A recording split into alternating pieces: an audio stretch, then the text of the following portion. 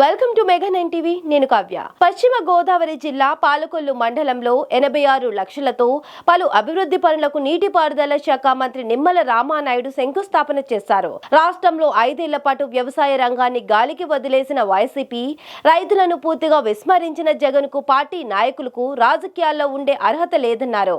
YCP 5 ఏళ్ల పాలనలో రైతుల రహదారుల కోసం ఒక తట్ట కంకర పరిచింది లేదన్నారు. కాలవల్లో ఒక తట్ట పూడిక మట్టి తీసింది లేదన్నారు.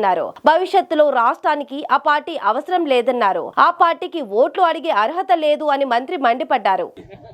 ఏదైతే గ్రావెల్ రోడ్డు కోసం 20 లక్షల రూపాయలు, అదేవిధంగా కోడేరు నెంబర్ 1 బ్రాంచ్ ఛానల్ అది డీసిల్టింగ్ మట్టి తవ్వడానికి 9.99 అంటే 10 లక్షల రూపాయలు, అదేవిధంగా వెంకటాపురం రాపాక ఛానల్ ఏదైతే ఉందో దీని మీద గ్రావెల్ రహదారి కోసం 41.50 దగ్గర 42 లక్షల రూపాయలు గ్రావెల్ రహదారికి, అదేవిధంగా వెంకటాపురం ఏదైతే రాపాక ఛానల్ ఏదైతే ఉందో ఇది డీసిల్టింగ్ కి 9.95 లక్షల రూపాయలు, మొత్తం 81.44 లక్షల రూపాయలకి ఈ రోజు శంకుస్థాపన చేయడం జరిగిందని చెప్పి తెలియజేసుకుంటూ, ఈ యొక్క రాపాక ఛానల్ మీద కూడా గతంలో కూడా నేను కూడా 2 సార్లు పాదయాత్ర చేశాం.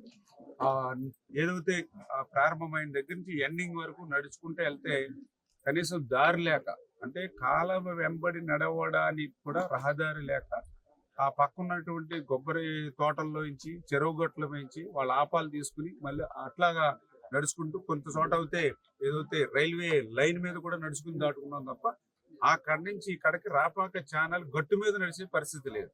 రైల్వే లైన్స్ మీద కూడా నడుచుకుంటా పోయాం.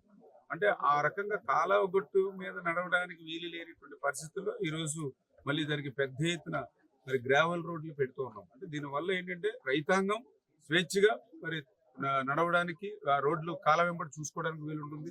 అదేవిధంగా అధికారులు కూడా వాటర్ ని ఎక్కడ మేనేజ్ చేసుకోవడానికి అవకాశం ఉంటుంది. వాళ్ళకి గంటా గలాసులు కానీ, లస్కర్లు కానీ, అదేవిధంగా ఏఈలు కానీ ఏదైతే ఈ మధ్యలో ఇట్లా వంతుల వారి విధానం ఏదైతే ఉందో అది కూడా సక్రమంగా అమలు చేయడానికి కూడా అవకాశం ఉంటుంది. ఆ రకంగా మరి యొక్క గ్రావెల్ రోడ్లు కూడా ఏర్పాటు చేస్తూ ఉన్నాం.